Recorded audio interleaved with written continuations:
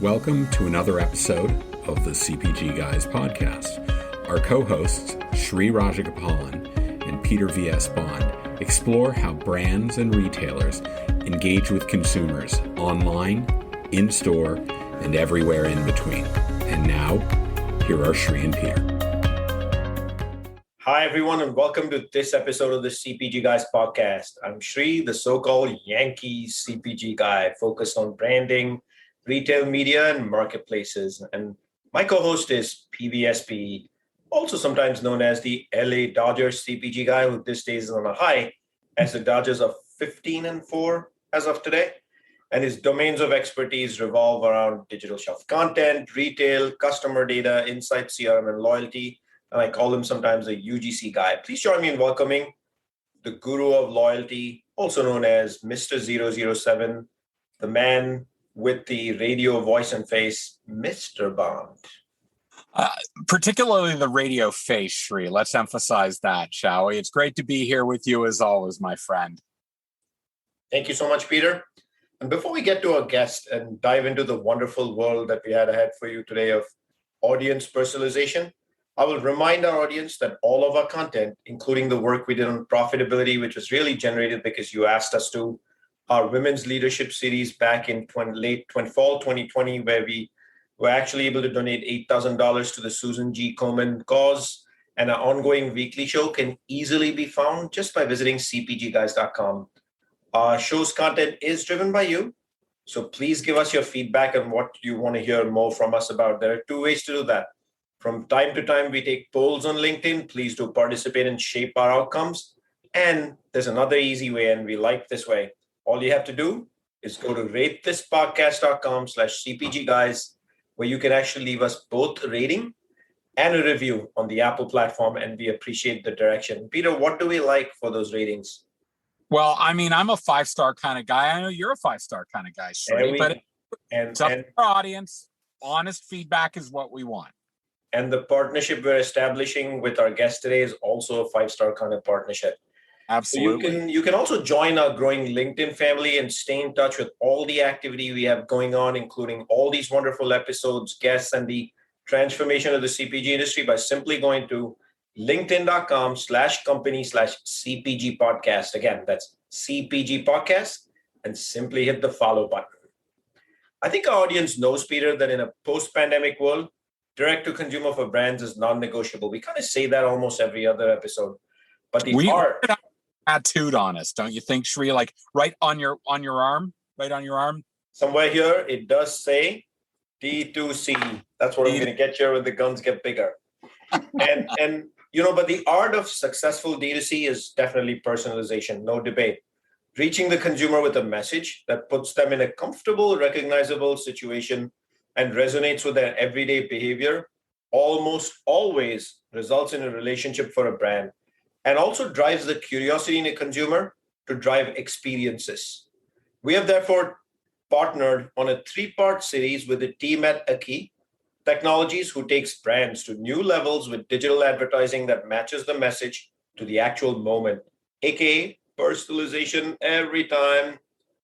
This is the first episode of the series discussing Aki, who they are, and the value proposition they offer. And I'd like to give a warm welcome to our guest on this first part of the series, Risa Crandall, Senior Vice President of CPG Strategy and Sales. Risa, welcome. How are you today? Thank you so much. I'm happy to be here. I'm doing great. Every day is a new adventure, and I'm just happy to be here with you both. Awesome. Risa, before we get started on this podcast, could you please direct our multitasking audience where they can find out more about Aki and its value proposition, and if they want to find you post this podcast, how they can do that easily? Yes. So we make it very easy. We have the shortest email option there. So to reach me, it's rc@a.ki. To go to our website, it's a.ki. So we really intentionally want to make it easy for folks to find us. And then, of course, you can find us on LinkedIn. So you can always look up Risa Crandall and be able to link in message with me and be happy to connect with you and discuss what's going on. And of course, folks, for all audience, you will find all of those links as well as where to find Risa on the liner notes of this podcast that you can find easily by scrolling down when you listen to this podcast on 20 plus platforms. Thank you so much, Risa. Peter and I are looking forward to talking to you today and learn more about all the experiences you are affording consumers in CPG today. And so let's jump right into it. First one, Risa, love to know a little bit about you, the person, and your role at a key. And what are some of the priorities that you are addressing for a key?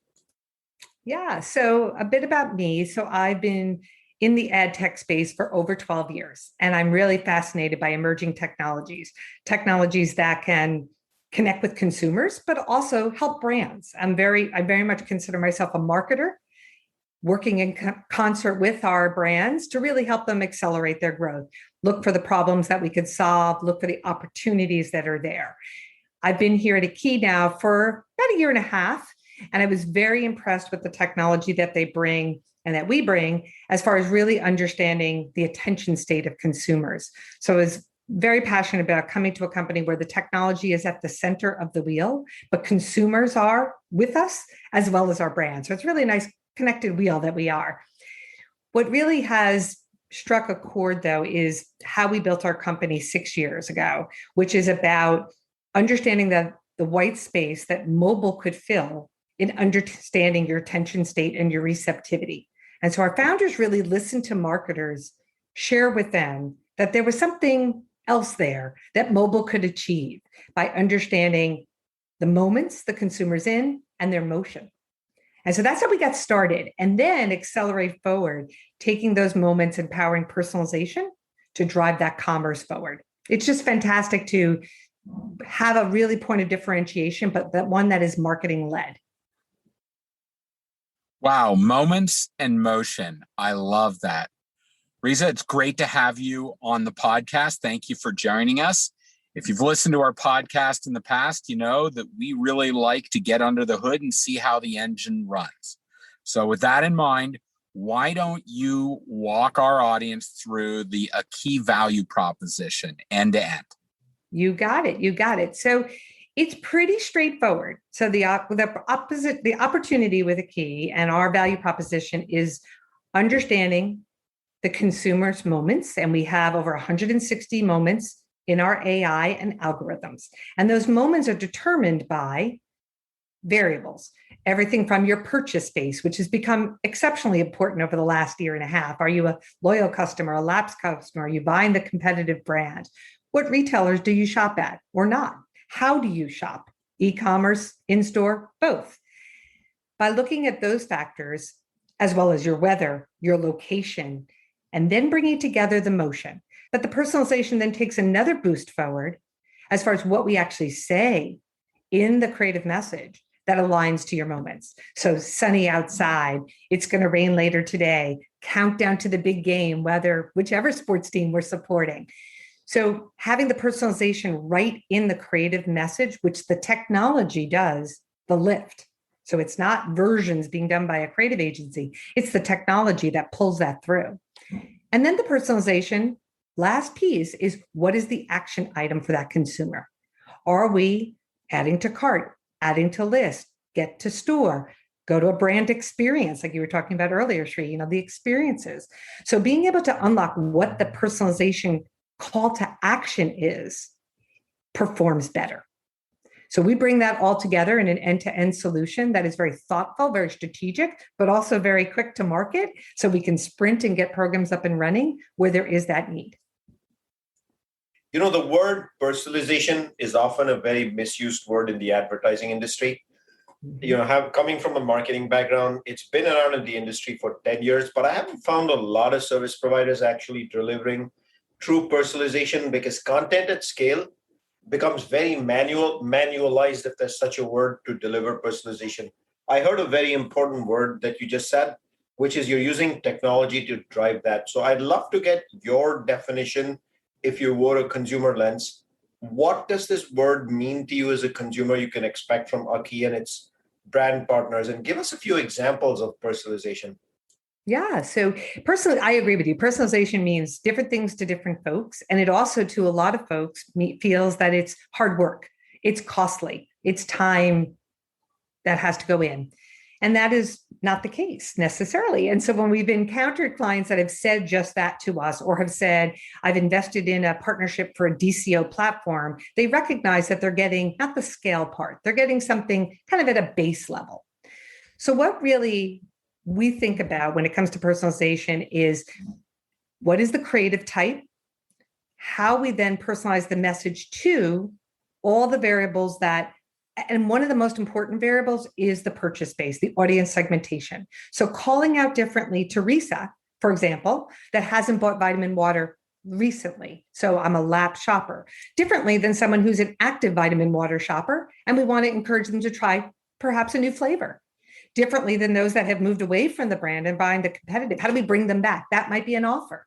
So being very smart about personalization so that it's about that communication, telling the story of the brand, because I so strongly believe that the funnel is completely one line. It is an opportunity to brand message and then drive an action forward. But it is about that automation that we bring. So when I think about, for example, PepsiCo, which is one of our clients that look to do personalization at scale. And so first we had to really determine, what does that mean to them? And what does it mean to us? And make sure we were aligned and see if there was any space there. And personalization to them, really, and us as well, was about understanding the audience segmentations and the cohorts of a brand to personalize to that based on those different cohorts, the locations that they're in, the visual setting that we're showing, the creative permutations based on whether it's rich media or video, and then calling out the features and the attributes of this brand. And for this example, it happened to be off the beaten path.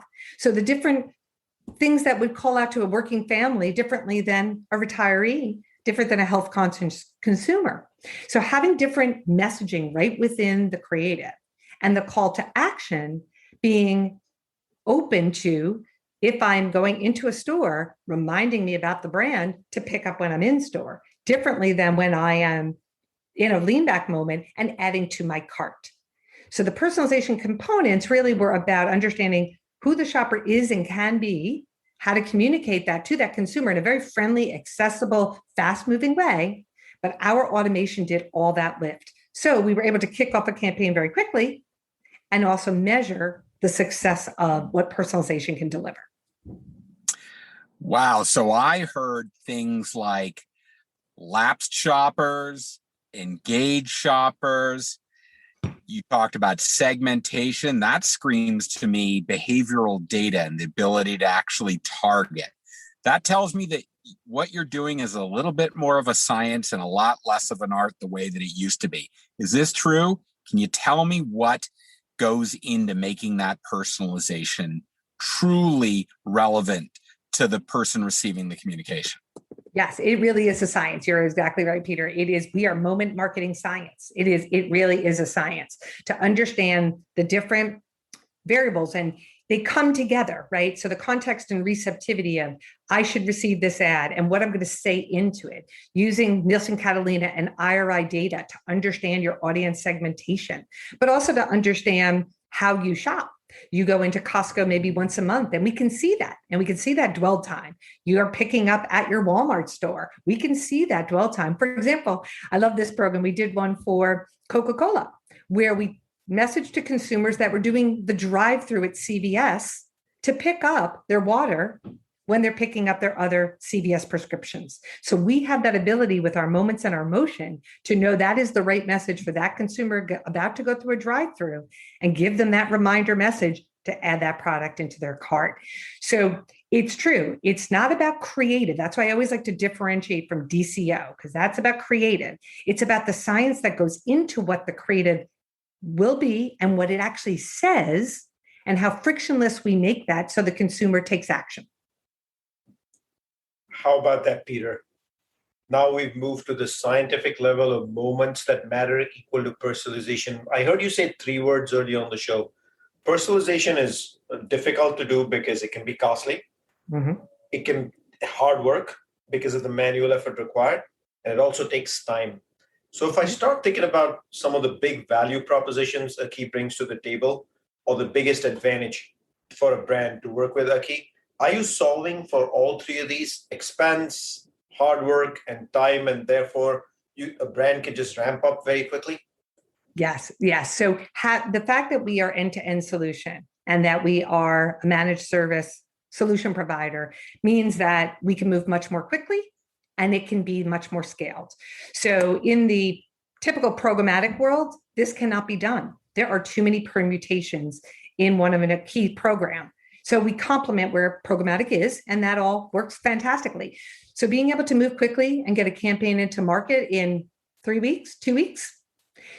We also have a creative studio in-house, and we definitely partner with the creative agencies and the brand agencies, but we very much are called to task to take the great creative that they do and personalize, because that is just not the technology and the sweet spot they have. And the fact that we don't charge for personalization, we just know personalization performs, and we had a unique opportunity to do a test and control to see, is the personalization, is the juice worth the squeeze? And the squeeze is on us, but a client has to agree to the squeeze, right? And so we had this opportunity to look at a brand campaign, and we work across brand all the way through commerce. But again, I feel like that funnel is very much leveling out, which is music to my ears. But being able to test a campaign from a key with personalization and also non-personalization. And what we found, and what Kantar found, Millward Brown found, is that personalization delivered 2.6x the non-personalized. But again, what the client recognized in that example is you're taking the work, you're taking the creative time, you have the automation to get it done quickly, efficiently, and with that science. So we really have that opportunity to have our clients embrace personalization and understand that it's not something that they should slow down on. It's something that they really should put the gas pedal on. Here's my new tagline for Key. When you can reduce the costs, you can reduce the volume of work, and you can therefore shrink the time, the juice is always worth the squeeze with a Key. That is correct. And then it's the performance. So all of that thoughtful science plus creativity that goes into what we do performs. We are a performance-based company. So we are always looking to ensure that we are optimizing to performance, but it's really about understanding, what does this brand want to do? Like you were saying, Peter, as far as I want to get to that lap shopper. I love when a client says to me, I'm leaking share to this brand. Can you help? That's music to our ears, because yes, we can. So having those kind of really meaningful, helpful conversations with clients and agencies lets us then go back and give a recommendation that we know will perform. It's really fun. Leaky customers. Wow, that sounds like a conversation for Kimberly Clark or Procter & Gamble, but that's another story. So in a prior question, Risa, you talked about a case study of consumers languishing or waiting in line at a particular retail. Let's kind of get into that retail space. Have you built is your solution agnostic to retail, or have you built partnerships with retailers? Does it plug into retail media and direct to consumer on the brands? Like, how do you play into that space? Yeah, so that's a great question. So we are driving that performance when it comes to retail, both in-store and e-commerce. We work across all retailers. So if we're Amazon, Walmart, Target, Kroger, grocery, drug, club, you name it. We just, again, need to understand what is the opportunity or the challenge for that brand at that retailer or cross retailer. We do a lot of national campaigns. And so then we need to really think about fair balance and how we are representing to the consumer, the retailer or retailers. So we think about all those things. We are not plugged into retail media from the CPG side. Here at A Key, we did just launch a solution with Family Dollar, but on the whole, what brands are looking to lean to is our expertise on driving that opportunity to brand outside of retail media, to complement their retail media and bring the product right into cart. And the way that we do that is with the carting partners, Smart Commerce, Basketful, Micmac, and then we'll recommend the right carting partner based on that brand's needs.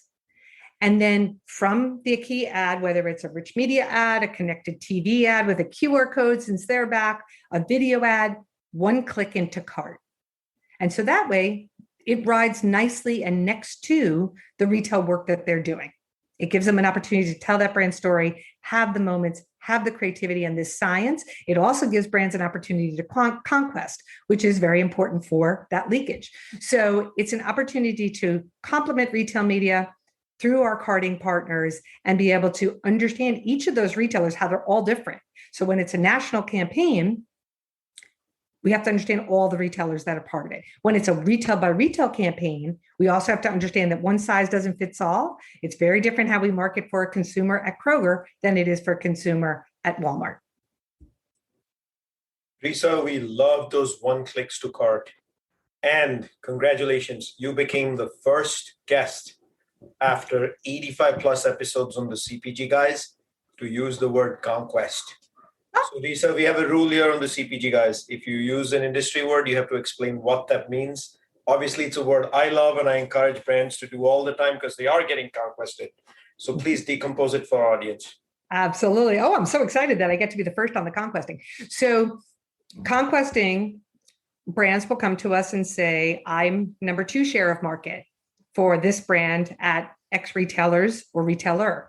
And they want to pull up their share.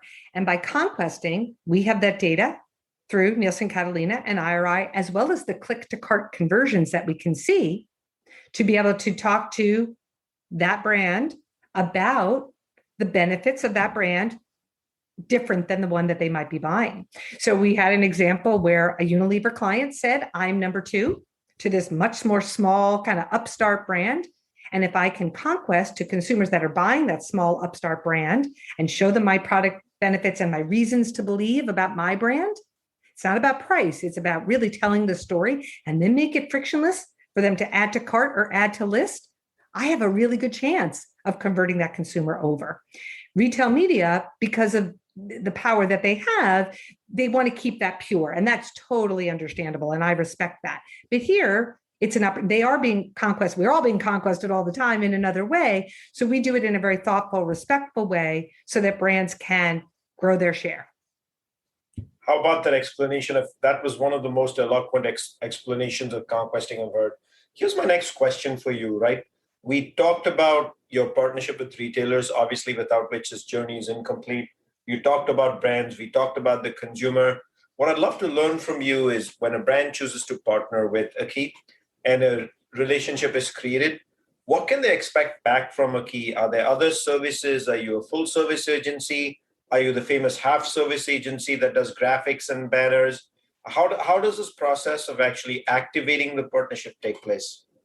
Yeah, so we are full service ad technology company. So we start with that need or that brand brief, and we ideate and make our recommendations from a strategy standpoint, from a data standpoint, and certainly from a moments and personalization standpoint. We do have a creative studio in-house. So there are some brands that say to us, here's my raw assets. Can you build it? Even video and audio, voiceovers. We even do that. But there are obviously very good times when brands are saying, I have an asset. I want you to personalize it. So that way the creative agency really has that ownership and we're just taking it up a big notch.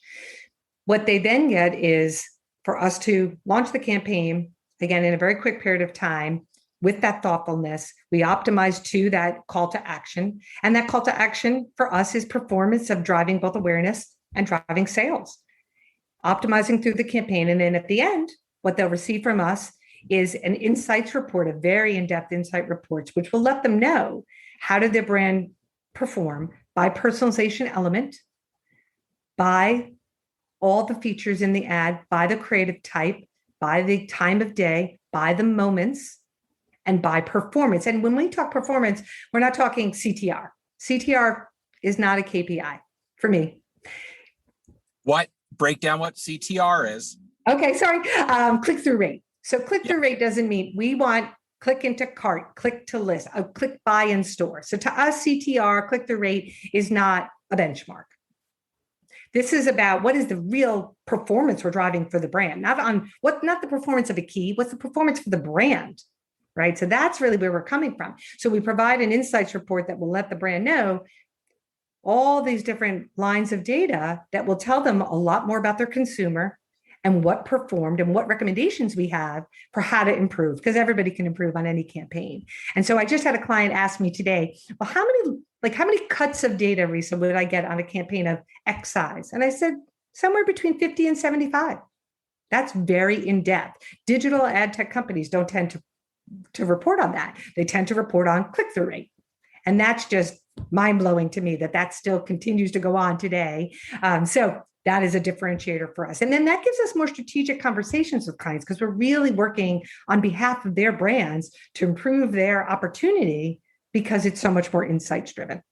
Risa, what a wonderful world of brand partners, retailers, and then the juice being worth the squeeze across the board, technology in the mix.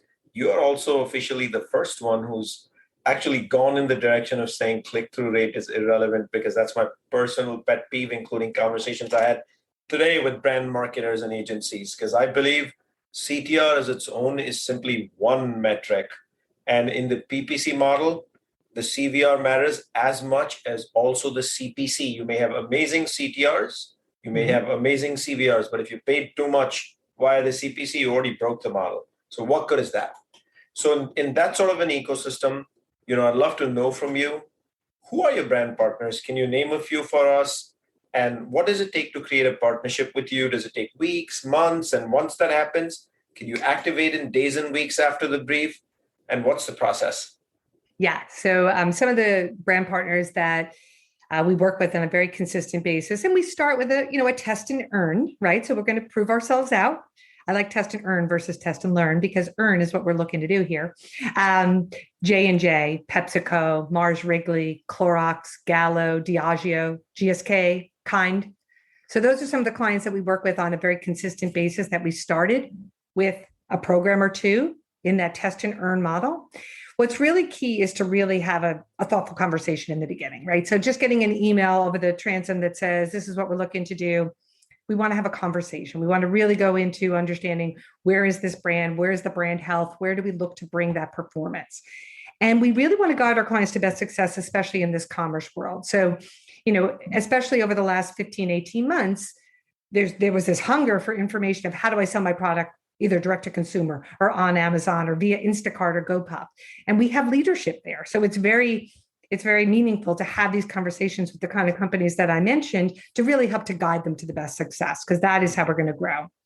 How we get started, though, is having that brief and having that conversation about what they look to achieve, and having them be aware of the different capabilities to do that each time around. Even our clients that are proven partners look for new things or different technologies like the mobile wallet or a chat bot. So there's a connected TV with the QR code. So we want to always advise them what technologies we should test into a program.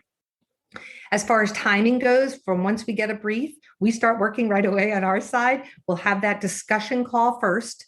And then once we get alignment on the program, that we've hit on everything that they're looking to achieve and hopefully surprise and delight them with some other suggestion in their program based on the experience that we have in our technology, then we will launch our campaigns. We can launch in quickly as 1 week. We generally like to say 2 to 3 weeks just to have approval time. And then we get to market. We always want to ask clients direct too. If we are including our agency partners, let's get them on the phone and make sure everybody is heard, everybody shares what they're thinking. But very quick to market. So what I appreciate about being here at a Key and working with brands is you can be strategic and nimble and entrepreneurial at the same time. And then once the results come in, you can have that great, I've never had such fantastic insights and wrap calls in my entire career, because we have so much more that we're sharing forward. So it really is a partnership. It's not, here's your wrap report over an email and let's hope we talk again. It's quite the contrary. So let's talk about it, dig in, and then think about how we can all expand from there. Insights, ad tech, personalization, juice being worth the squeeze, moments that matter for the consumer. Wow. Put all that in the box. What do you get, Peter? The value proposition of a Key. How about that, huh? For all audience, I want to remind you that you can find all our content at cpgguys.com. When you have a second, do hop over to LinkedIn, look for the CPG Guys in the search bar, and do follow us. Because guess what, folks? All our episodes are actually free. How about that, Peter? Risa, I can't thank you enough for appearing on this podcast. For our audience, could you tell them one more time if they want to find you and if they want to find a Key, what's the best way for them to do that? Yep. I would say the best way is to send me an email, rc at a.ki or come through LinkedIn, Risa Crandall. Once you find me there, we'll set up some time and we'll talk and we'll see how we can align together and really bring it to life. And what I like to do too, when we have that first discussion, is just show a lot of great visuals, because the visual really helps bring all the words together as far as here's the user flow. This is what the consumer is going to see for your brand and how they're going to be encouraged and perform from a commerce perspective. So it's really fun. So I hope that folks will reach out and ask questions. There's never a question that we don't appreciate, because we can also learn from our brand partners every day. And we just appreciate having those really thoughtful discussions so we can build brands and continue this marketing journey that we're on. And of course, folks, you can find Risa's contact information as well as more about her key on the podcast liner notes of this podcast, just as you can week over week with every guest we have. To my friend and co-host, a pleasure week over week doing this with you, sir. What do you think about all that we just discussed today? Sri, you know I'm all about personalization. So this is like I'm a kid in a candy store with this. And we're just getting started, right? This is part one of a 3-part series. I can't wait to talk about how a key is doing this and have some really great detailed client examples on where this journey is going. This is so exciting. Looking forward to it. Thank you, Risa, for joining us.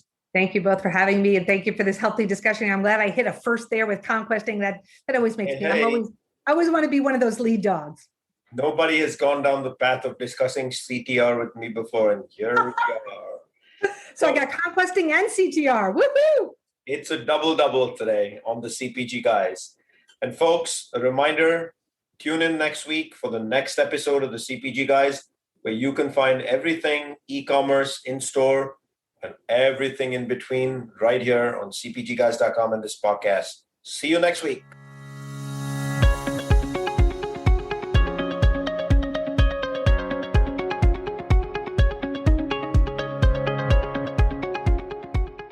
The content in this podcast episode is provided for general informational purposes only.